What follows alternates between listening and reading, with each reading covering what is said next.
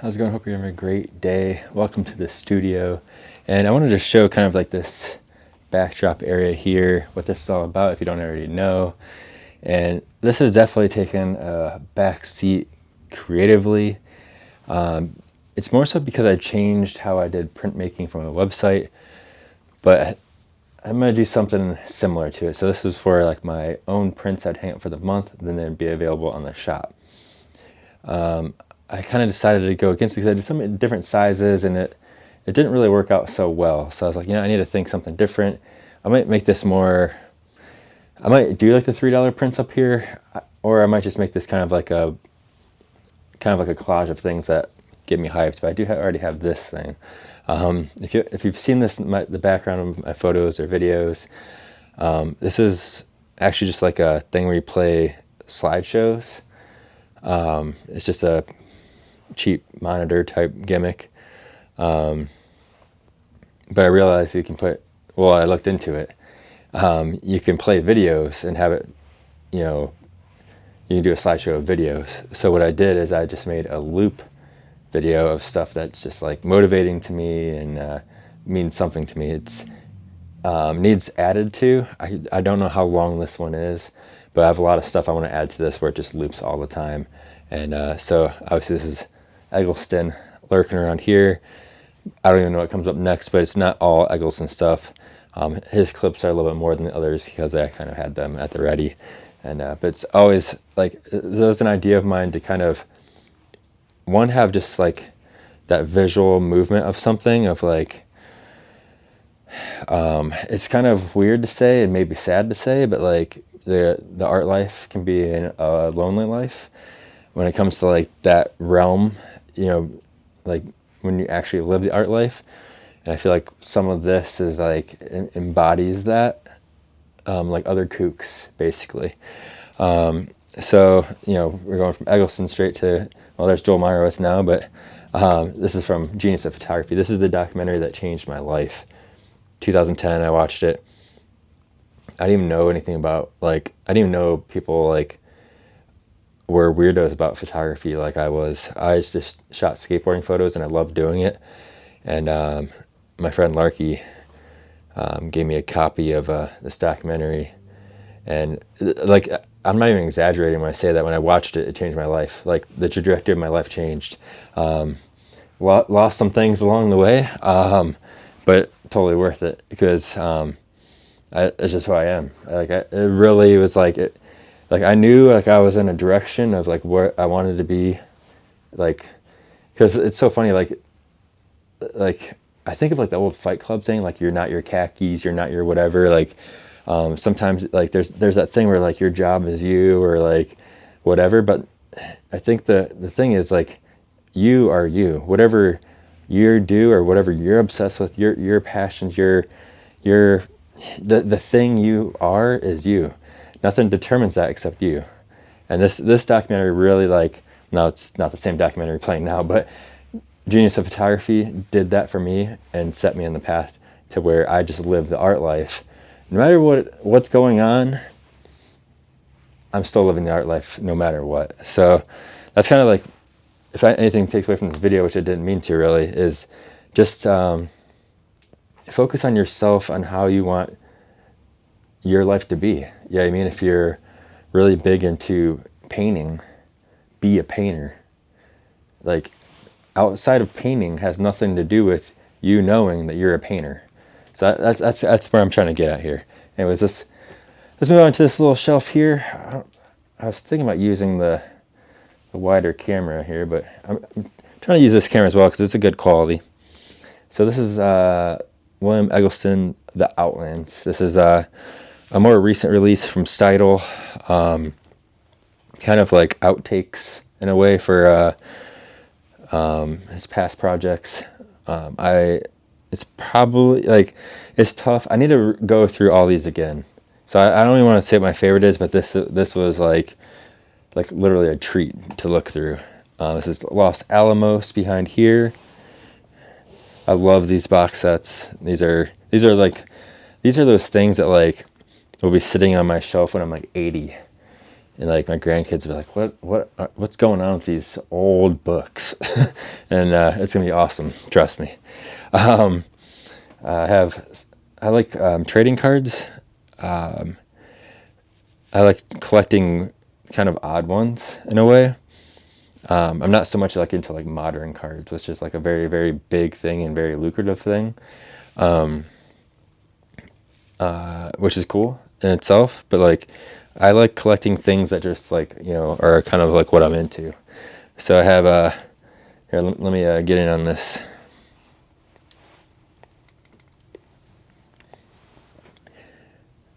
So we got Mashkin and Meek from Twin Peaks. Otto actually got a box of those Twin Peaks cards.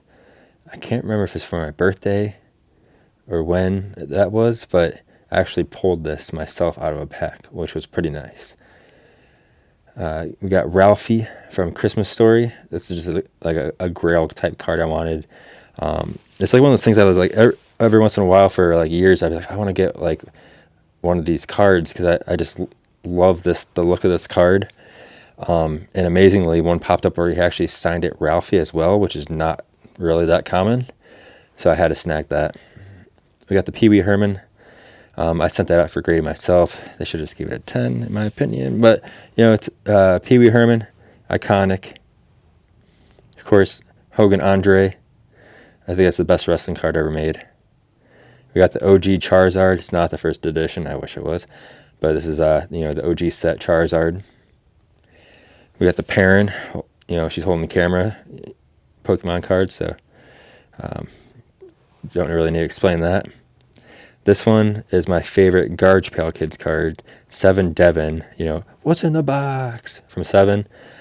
Just amazing card. And with the red blood splatter border, just ties it all together. A brilliant card. And then this card, amazingly, I bought this not graded from Japan, I think is where they had it. And it took like a month to arrive. I sent this out to grade myself and got a 10, which is pretty sick. Got my iPad right here. I talk about this in another video, but literally this iPad is like a life changer creatively for post work after taking photos. I like this photo because of the tagline there. I need a hobby that doesn't include my debit card.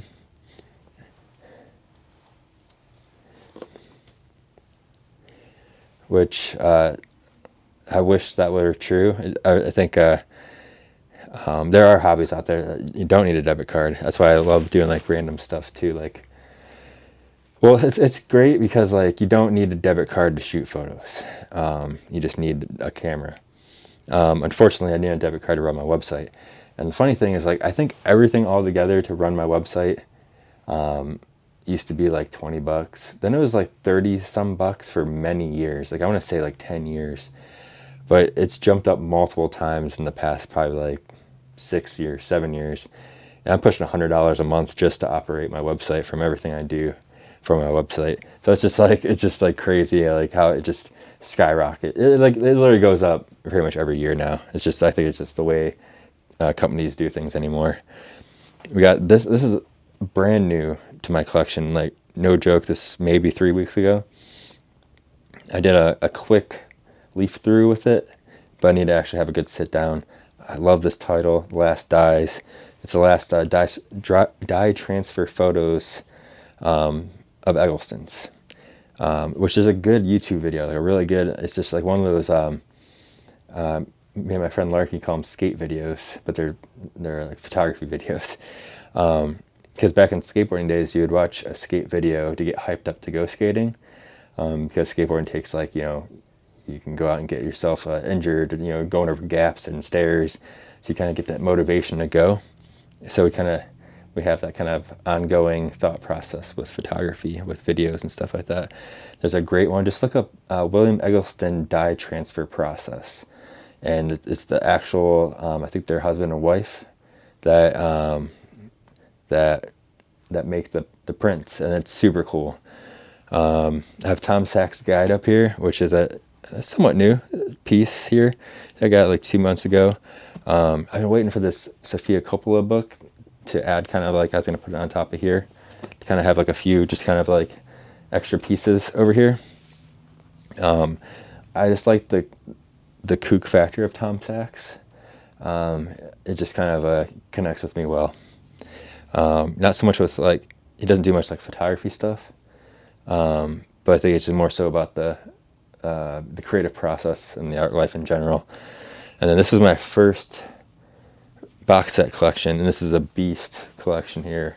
It's a big, I think it's 6, or was it 1, 3, 6? Is this 9? 10 volumes. Like, this is a big collection of books here. William Eggleston, Democratic Forest. I mean, this stuff's fantastic. And these Eggleston books, and I think why, Eggleston connects with me, I mean, it connects with a lot of people. But I think with me is like, one, I like shooting color. That's obviously kind of goes hand in hand with Eggleston. He's like the best when it comes to color photography.